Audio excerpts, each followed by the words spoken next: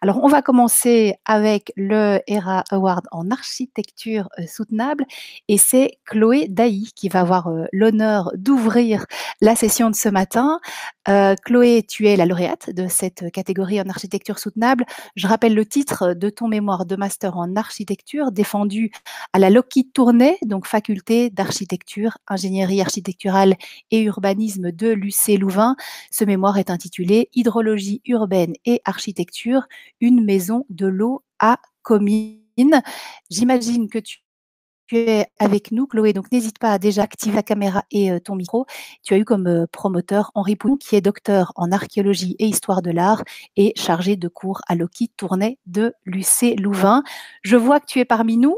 Je vais te laisser pendant 3 minutes environ et puis après, on se retrouve avec le président du jury. À tout de Ok, suite, Chloé. à tout de suite. Si je vous dis qu'aujourd'hui la métropole lilloise manque d'eau, vous aurez sans doute du mal à me croire en ignorant qu'un jour il est possible qu'en ouvrant le robinet, il n'y ait pas d'eau qui en sorte. En réalité, la situation est beaucoup plus critique que nous pouvons le penser. Donc en plus du développement urbanistique, avec des sols de plus en plus imperméables qui empêchent d'alimenter correctement nos nappes phréatiques en eau, il y a un gaspillage de l'eau potable qu'on utilise à outrance dû au manque de communication sur le problème, mais il y a aussi également un souci de pollution de nos nappes phréatiques dû au ruissellement des eaux de pluie jusqu'au sol perméable. Par faute d'engagement, à l'heure actuelle, le niveau des nappes phréatiques de la métropole est à 1,50 m en dessous du niveau habituel. Et cela ne risque pas de s'arranger si nous ne trouvons pas une solution. Donc comment venir pallier à ce manque d'eau potable? L'idée du projet a été de dessiner un cycle hydrologique alternatif dans lequel les eaux de pluie sont prises en compte. Cette ressource que nous laissons ruisseler aujourd'hui simplement jusqu'à nos lacs et nos rivières en captant la pollution des routes va dans ce projet être captée à la source au niveau des toits et des trottoirs avant qu'elle ne ruisselle, pour être ensuite traitée de manière naturelle, potabilisée et stockée pour la redistribuer aux consommateurs. Dans ce projet, le rôle de l'architecte est de venir architecturaliser toute cette technique pour réussir à sensibiliser un public à la thématique de l'eau potable. L'architecte s'est vu également être le chef d'orchestre d'une équipe interdisciplinaire entre historiens, spécialistes de traitement en phytoépuration, spécialistes de structure et autres. L'architecte rassemble plusieurs informations dans le but de construire un futur durable. Vous avez ici le dessin d'un paysage façonné par le traitement des eaux. En effet, l'eau de pluie est récoltée, traitée, stockée et distribuée, et ces 4 actions requièrent la mise en place de procédés adaptés qui peuvent être vus comme support de nouveaux paysages et socles d'architecture. Donc les noues pour récolter les eaux de pluie et de ruissellement, les bassins de traitement naturels de type lagunage pour le traitement, l'osmose inverse pour la potabilisation ou encore le château d'eau pour le stockage et l'aqueduc pour la distribution sont des procédés qui jusqu'ici étaient maintenus isolés. Et en fait, cette alternative architecturale et urbanistique a pour originalité de les marier. Il est aussi indispensable de sensibiliser au gaspillage de nos ressources en eau douce et c'est pour ça que ce projet s'inscrit dans un parc public récréatif, paysager, pédagogique et coopératif avec par exemple des réseaux de promenade, des aires de jeu et de repos et une signalisation pédagogique.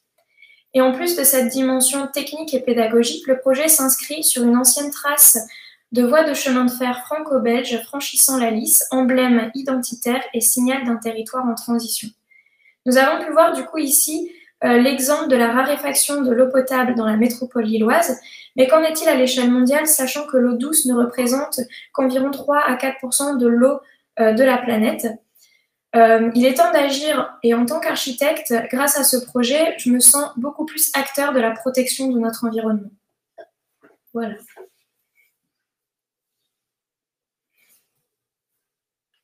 Oh, merci.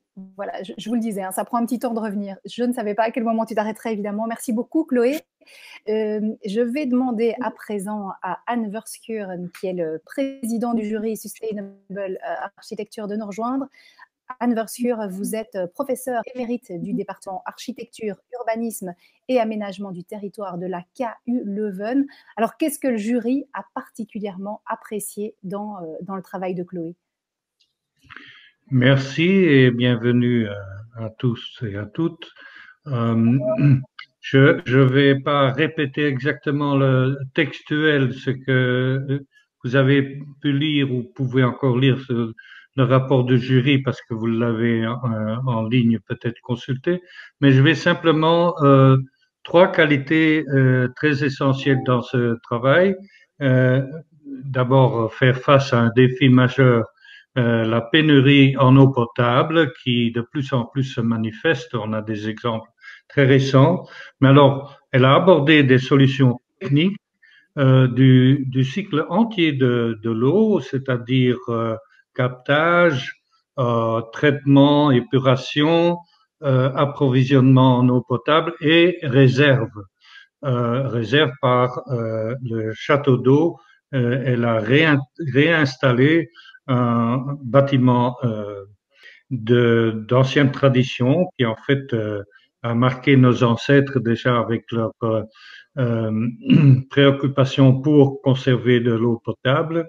Et alors également un élément pédagogique éducatif que je trouve extrêmement important également, c'est qu'on peut voir tout ce cycle à travers son projet et la préoccupation pour le futur qui indique très très bien que nous devrons quand même être beaucoup plus courageux pour épargner, pour voir ce cycle visualisé et pour protéger notre préoccupation pour toute l'eau potable qui se pose un grand problème dans le futur. Merci.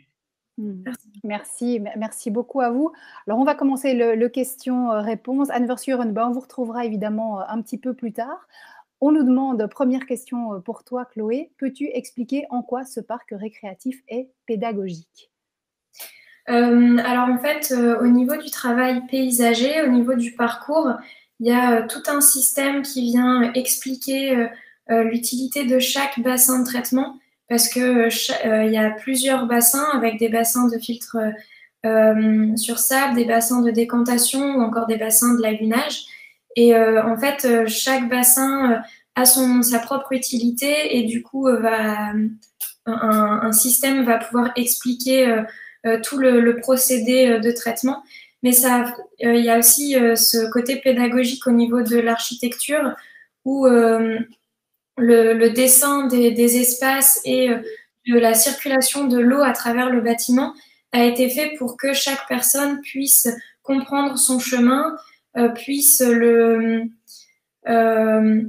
l'appréhender et également voir le traitement. En fait, la potabilisation se fait dans le bâtiment et on peut vraiment voir tout le circuit de l'eau à travers la circulation piétonne dans le bâtiment.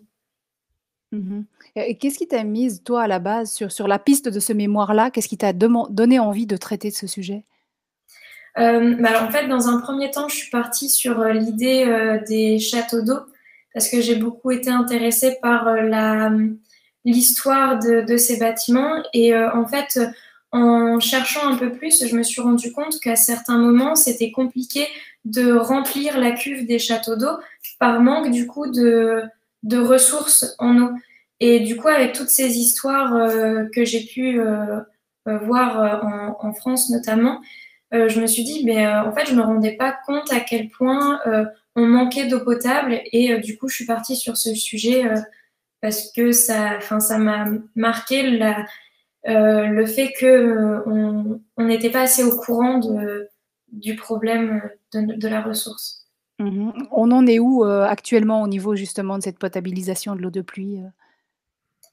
Alors actuellement, on potabilise, on va chercher en fait les eaux de surface, donc au niveau de la Lys, notamment à Lille.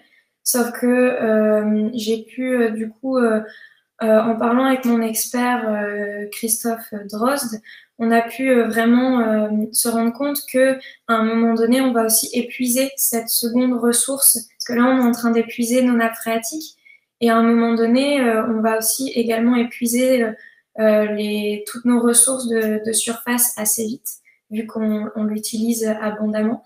Et du coup, la solution à ce problème, ce serait les eaux de pluie qui nous restent à potabiliser.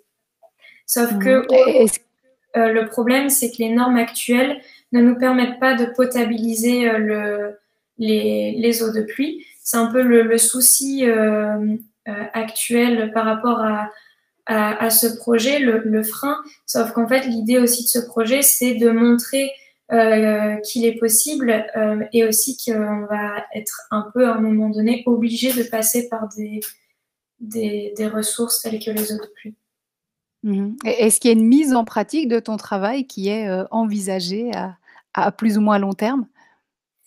Évidemment, ce serait bien d'envisager cette pratique sur du long terme, mais je ne sais pas si ça va être